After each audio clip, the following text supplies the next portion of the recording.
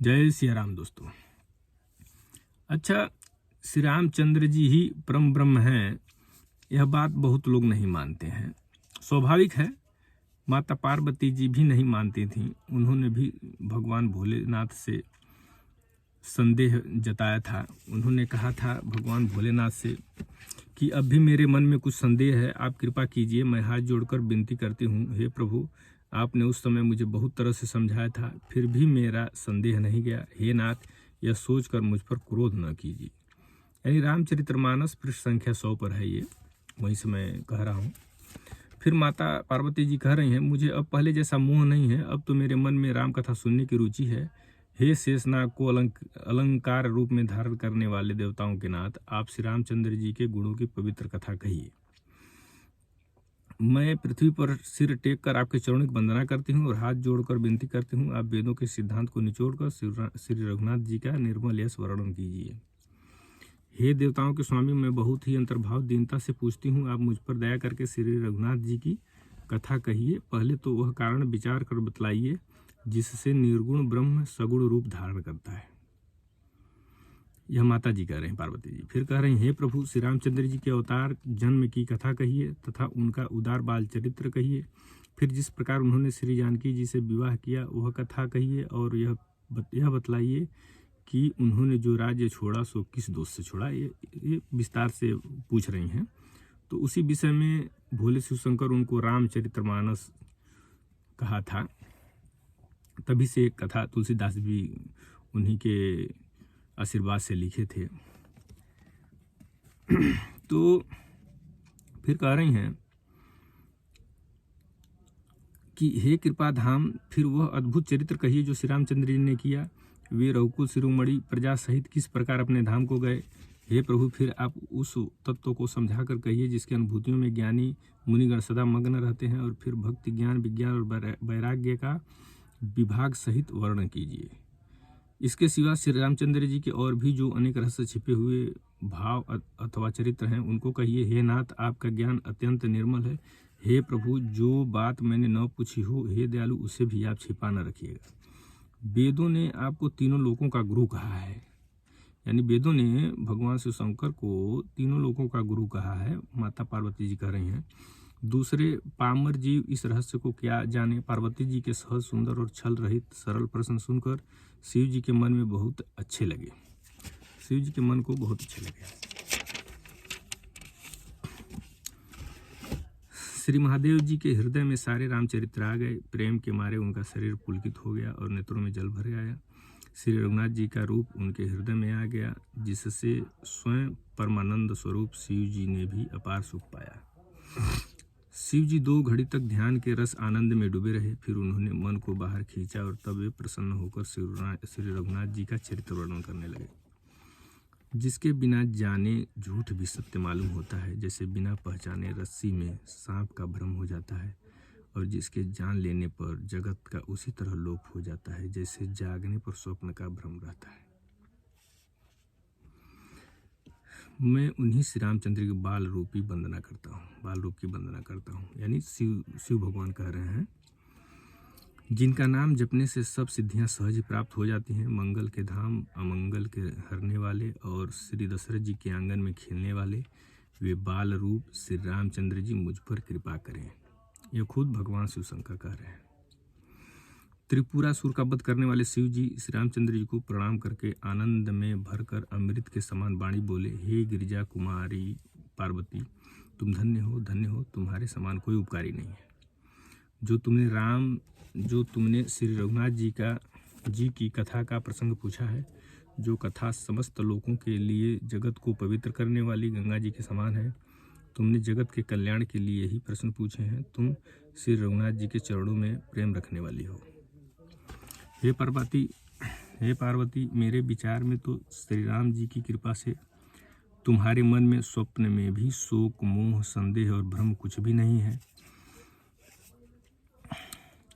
फिर भी तुमने इसलिए वही पुरानी शंका की है कि इस प्रसंग के कहने सुनने से सबका कल्याण होगा। जिन्होंने अपने कानों से भगवान की कथा नहीं सुनी, उनके कानों के छिद्र सांप के बिल के समान है। जिन्होंने अपने नेत्रों से संतों के दर्शन नहीं किए, उनके वे नेत्र मोर के पंखों पर दिखने वाली नकली आँखों की गिनती में है। वे सिर कड़वी तुम्बी के समान है जो श्री हरि और गुरु के चरण तल पर नहीं झुकते। जिन्होंने भगवान की भक्ति को अपने हृदय में स्थान नहीं दिया, वे प्राणी जीते हुए ही मुर्दे के समान है। जो जीव श्री रामचंद्र जी गुणों का गान नहीं करती, वह मेढक की जीव के समान है। वह हृदय वज्र के समान कड़ा और निष्ठुर है, जो भगवान के चरित्र सुनकर हर्षित नहीं होता। हे पार्वती, श्री रामचंद्र जी की लीला सुनो। यह देवताओं का कल्याण करने वाली और दैत्यों को विशेष रूप से मोहित करने वाली है। फिर भगवान शिव शंकर कह रहे हैं कि श्री रामचंद्र जी की कथा कामधेनु के समान सेवा करने से सब सुखों को देने वाली है और सत्पुरुषों के समाज ही सब देवताओं के लोक हैं। ऐसा जानकर इसे कौन न सुनेगा। श्री रामचंद्र जी की कथा हाथ की सुंदर ताली है जो संदेह रूपी पक्षियों को उड़ा देती है। फिर राम कथा कलयुग रूपी वृक्ष को काटने के लिए कुल्हाड़ी है। हे गिरिजा कुमारी, तुम इसे आदरपूर्वक सुनो। वेदों ने श्री रामचंद्र जी के सुंदर नाम, गुण, चरित्र, जन्म और कर्म सभी अनगिनत कहे हैं। जिस प्रकार भगवान श्री रामचंद्र जी अनंत हैं, उसी तरह उनकी कथा, कीर्ति और गुण भी अनंत है। तो भी तुम्हारी अत्यंत प्रीति देखकर जैसा कुछ मैंने सुना है और जैसी मेरी बुद्धि है, उसी के अनुसार मैं कहूँगा। हे पार्वती, तुम्हारा प्रश्न स्वाभाविक ही सुंदर, सुखदायक और संत सम्मत है और मुझे तो बहुत ही अच्छा लगा है। परंतु हे पार्वती, एक बात मुझे अच्छी नहीं लगी, यद्यपि वह तुमने मुँह के वश होकर ही कही है। तुमने जो यह कहा कि वे राम कोई और हैं, जिन्हें वेद गाते और मुनिजन जिनका ध्यान करते हैं। जो मोह रूपी पिशाच के द्वारा ग्रस्त है, पाखंडी है, भगवान के चरणों से विमुख है और जो झूठ सच कुछ भी नहीं जानते, ऐसे अधम मनुष्य ही इस तरह कहते सुनते हैं। अच्छा, जो अज्ञानी, मूर्ख, अंधे और भाग्यहीन है और जिनके मन रूपी दर्पण पर विषय रूपी काई जमी हुई है, जो व्यभिचारी, छली और बड़े कुटिल हैं और जिन्होंने कभी स्वप्न में भी संत समाज के दर्शन नहीं किए और जिन्हें अपनी लाभ हानि नहीं सूझती, वे ही ऐसी देव विरुद्ध बातें कहा करते हैं। जिनका हृदय रूपी दर्पण मैला है और जो नेत्रों से हीन है, वे बेचारे श्री रामचंद्र जी का रूप कैसे देखें।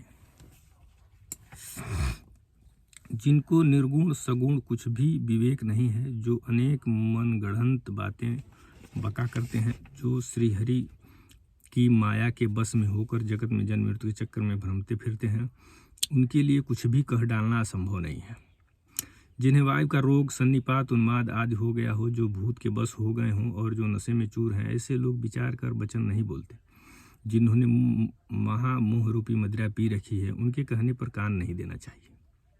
ये सब भगवान शिव शंकर जी कह रहे हैं माता पार्वती जी से। अपने हृदय में ऐसा विचार का संदेह छोड़ दो और श्री रामचंद्र जी के चरणों को भजो। हे पार्वती, ब्रह्म रूपी अंधकार के नाश करने के लिए सूर्य की किरणों के समान मेरे वचनों को सुनो। सगुण और निर्गुण में कुछ भी भेद नहीं है। मुनि, पुराण, पंडित और वेद सभी ऐसा कहते हैं। जो निर्गुण, अरूप, निराकार, अलख, अव्यक्त और अजन्मा है, वही भक्तों के प्रेम वश सगुण हो जाता है। जो निर्गुण है वही सगुण कैसे है? जैसे जल और ओल में भेद नहीं, दोनों जल ही हैं, ऐसे ही निर्गुण और सगुण एक ही है। जिसका नाम भ्रम रूपी अंधकार के मिटाने के लिए सूर्य है, उसके लिए मोह का प्रसंग भी कैसे कहा जा सकता है। श्री रामचंद्र जी सच्चिदानंद स्वरूप सूर्य हैं, वहाँ मोह रूपी रात्रि का लवलेश भी नहीं है। वे स्वभाव से ही प्रकाश रूप और भगवान हैं। वहाँ तो विज्ञान रूपी प्रातःकाल भी नहीं होता। अज्ञान रूपी रात्रि हो तब तो विज्ञान रूपी प्रातःकाल हो। भगवान तो नित्य ज्ञान रूपी हैं, ज्ञान रूप हैं। हर्ष, शोक, ज्ञान, अज्ञान, अहंता और अभिमान, ये सब जीव के धर्म हैं। रामचंद्र जी तो व्यापक ब्रह्म है, परमानंद स्वरूप, परात्पर प्रभु और पुराण पुरुष हैं। इस बात को सारा जगत जानता है। अच्छा, फिर भगवान शिव शंकर कह रहे हैं कि जो पुराण पुरुष प्रसिद्ध है, प्रकाश के भंडार हैं, सब रूपों में प्रकट हैं, जीव, माया और जगत सबके स्वामी हैं, वे ही रघुकुल मणि श्री रामचंद्र जी मेरे स्वामी हैं। ऐसा कहकर शिव जी ने उनको मस्तक नवाया। यानी शिव जी खुद श्री रामचंद्र जी को अपना स्वामी मान रहे हैं, अपना भगवान मान रहे हैं। अज्ञानी मनुष्य अपने भ्रम को समझते नहीं और वे मूर्ख प्रभु श्री रामचंद्र जी पर उसका आरोप करते हैं। जैसे आकाश में बादलों का पर्दा देखकर कुविचारी अज्ञानी लोग कहते हैं कि बादल ने सूर्य को ढक लिया है। जो मनुष्य आंख में उंगली लगाकर देखता है, उसके लिए तो दो चंद्रमा प्रत्यक्ष हैं। हे पार्वती, श्री रामचंद्र जी के विषय में इस प्रकार मोह की कल्पना करना वैसा ही है जैसा आकाश में अंधकार, धुएं और धूल का सोहना दिखना। आकाश जैसे निर्मल और निर्लेप है, उसको कोई मलिन या स्पर्श नहीं कर सकता। इसी प्रकार भगवान श्री रामचंद्र जी नित्य निर्मल और निर्लेप हैं। विषय इंद्रियां, इंद्रियों के देवता और जीवात्मा, ये सब एक की सहायता से एक चेतन होते हैं। अर्थात विषयों का प्रकाश इंद्रियों से, इंद्रियों का इंद्रियों के देवताओं से और इंद्रिय देवताओं का चेतन जीवात्मा से प्रकाश होता है।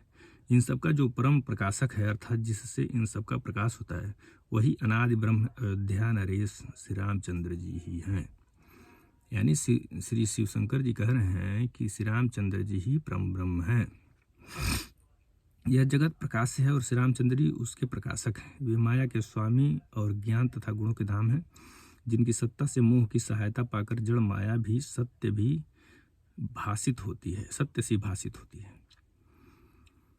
जैसे सीप में चांदी की और सूर्य की किरणों में पानी की बिना हुए भी प्रतीत होती है, यद्यपि यह प्रतीति तीनों लोकों में झूठ है, यद्यपि इस भ्रम को कोई हटा नहीं सकता। इसी तरह यह संसार भगवान के आश्रित रहता है, यद्यपि यह असत्य है तो भी दुख तो देता ही है। जिस तरह स्वप्न में कोई सिर काट ले तो बिना जागे वह दुख दूर नहीं होता। हे पार्वती, जिनकी कृपा से इस प्रकार का भ्रम मिट जाता है, वही कृपालु श्री रघुनाथ जी हैं, जिनका आदि और अंत किसी ने नहीं जान पाया। वेदों ने अपनी बुद्धि के अनुसार इसके कई प्रकार गाया है। वह ब्रह्म बिना ही पैर के चलता है, बिना ही कान के सुनता है, बिना ही हाथ के नाना प्रकार के काम करता है, बिना मुंह जिह्वा के ही सारे छहों रसों का आनंद लेता है और बिना ही वाणी के बहुत योग्य वक्ता है। वह बिना ही शरीर त्वचा के स्पर्श करता है, बिना ही आंखों के देखता है और बिना ही नाक के सब गंधों को ग्रहण करता है, सूंघता है। यानी उस ब्रह्म की करनी सभी प्रकार से ऐसी अलौकिक है कि जिसकी महिमा कहीं नहीं जा सकती। जिसका वेद और पंडित इस प्रकार वर्णन करते हैं और मुनि जिसका ध्यान धरते हैं, वही दशरथ नंदन भक्तों के हितकारी अयोध्या के स्वामी भगवान श्री रामचंद्र जी ही हैं। यानी यहाँ भी श्री भगवान शिव शंकर कह रहे हैं कि श्री रामचंद्र जी ही परम ब्रह्म हैं। हे पार्वती, जिनके नाम के बल से काशी में मरते हुए प्राणी को देखकर मैं उसे राम मंत्र देकर शोक रहित कर देता हूँ, मुक्त कर देता हूँ, वही मेरे प्रभु रघुश्रेष्ठ श्री रामचंद्र जी जड़ चेतन के स्वामी और सबके हृदय के भीतर की जानने वाले हैं। यानी जो काशी में मरते हैं, खुद शिव शंकर भगवान मरते समय उनके कानों में राम मंत्र देकर मुक्त कर देते हैं। ये खुद शिव शंकर भगवान कह रहे हैं। पृष्ठ संख्या 107 रामचरितमानस। फिर आगे कह रहे हैं, विवश होकर बिना इच्छा के भी जिनका नाम लेने से मनुष्यों के अनेक जन्मों में किए हुए पाप जल जाते हैं, फिर जो मनुष्य आदरपूर्वक उनका स्मरण करते हैं, वे तो संसार रूपी दुस्तर समुद्र को गाय के खुर के बने हुए गड्ढे के समान अर्थात बिना किसी परिश्रम के पार कर जाते हैं। हे पार्वती, वही परमात्मा श्री रामचंद्र जी हैं। उनमें ब्रह्म देखने में आता है। तुम्हारा ऐसा कहना अत्यंत ही अनुचित है। इस प्रकार का संदेह मन में लाते ही मनुष्य के ज्ञान, वैराग्य आदि सारे सद्गुण नष्ट हो जाते हैं। शिव जी के भ्रमनाशक वचनों को सुनकर पार्वती जी के सब कुतर्कों की रचना मिट गई। श्री रघुनाथ जी के चरणों में उनका प्रेम और विश्वास हो गया और कठिन असंभावना जिसका होना संभव नहीं, ऐसी मिथ्या कल्पना जाती रही। बार बार स्वामी शिव जी के चरण कमलों को पकड़कर और अपने कमल के समान हाथों को जोड़कर पार्वती जी मानो प्रेम रस में सान कर सुंदर वचन बोली। आपकी चंद्रमा की किरणों के समान शीतल वाणी सुनकर मेरा अज्ञान रूपी शरद ऋतु क्वार की धूप का भारी ताप मिट गया है। कृपालु, आपने मेरा सब संदेह हर लिया। अब श्री रामचंद्र जी का यथार्थ स्वरूप मेरी समझ में आ गया। हे नाथ, आपकी कृपा से मेरा विषाद जाता रहा और आपके चरणों के अनुग्रह से मैं सुखी हो गई। यद्यपि मैं स्त्री होने के कारण स्वभाव से ही मूर्ख और ज्ञानहीन हूँ, तो भी अब आप मुझे अपनी दासी जानकर, हे प्रभु, यदि आप मुझ पर प्रसन्न हैं तो जो बात मैंने पहले आपसे पूछी थी वही कहिए। यह सत्य है कि श्री रामचंद्र जी ब्रह्म हैं, चिन्मय ज्ञान स्वरूप हैं, अविनाशी हैं, सबसे रहित और सबके हृदय रूपी नगरी में निवास करने वाले हैं। फिर हे नाथ, उन्होंने मनुष्य का शरीर किस कारण से धारण किया? हे धर्म की ध्वजा धारण करने वाले प्रभु, यह मुझे समझा कर कहिए।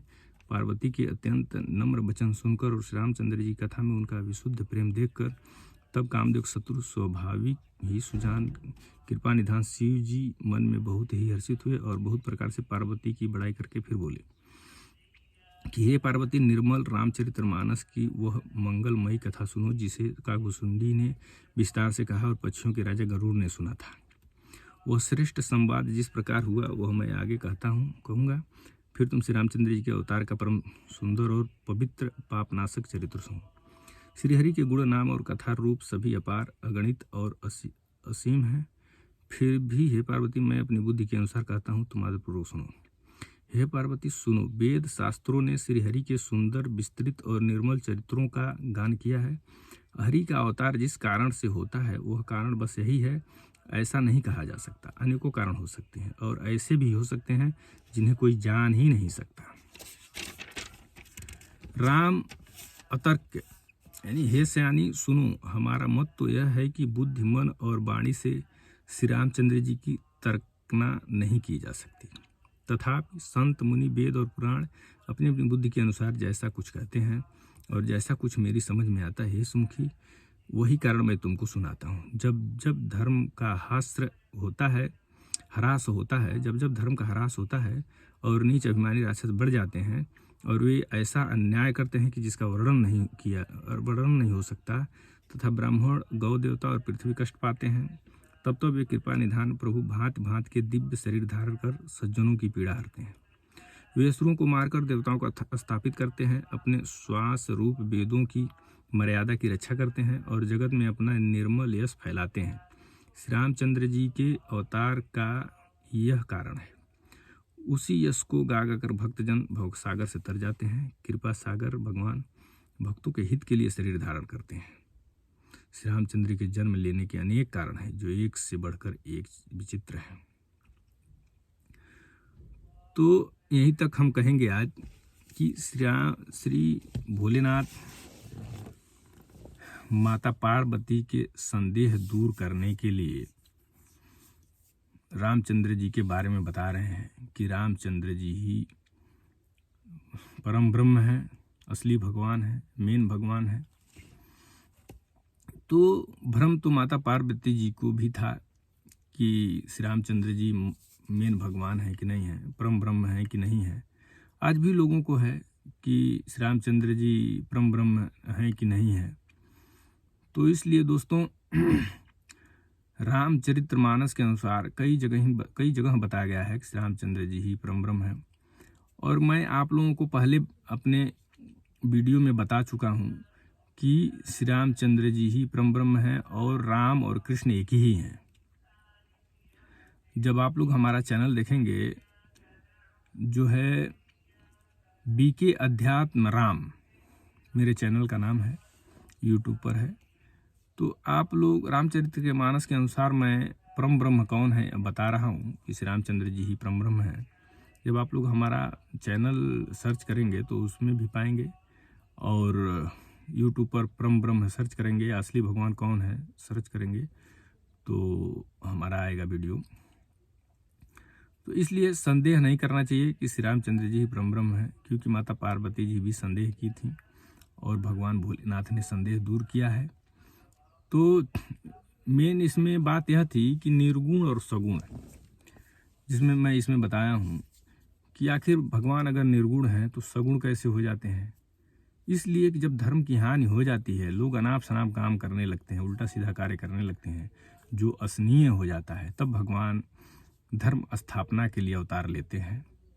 और निर्गुण सगुण एक ऐसे है, इसमें बताया गया है कि जैसे ओला पड़ता है, जो बर्फ पड़ता है, तो बर्फ भी पानी होता है, तो वो सगुण रहता है, और पानी तो पानी बह जाता है। तो इसमें सगुण और निर्गुण का उपमा दिया गया है, तो ये दोनों एक ही है, तो इसलिए समझना चाहिए। तो आप लोग भी समझेंगे, मुझे आशा है। जय सिया राम। अब अगली वीडियो में मिलेंगे। अब आप लोग इसे देखिए और समझिए। जय सिया राम।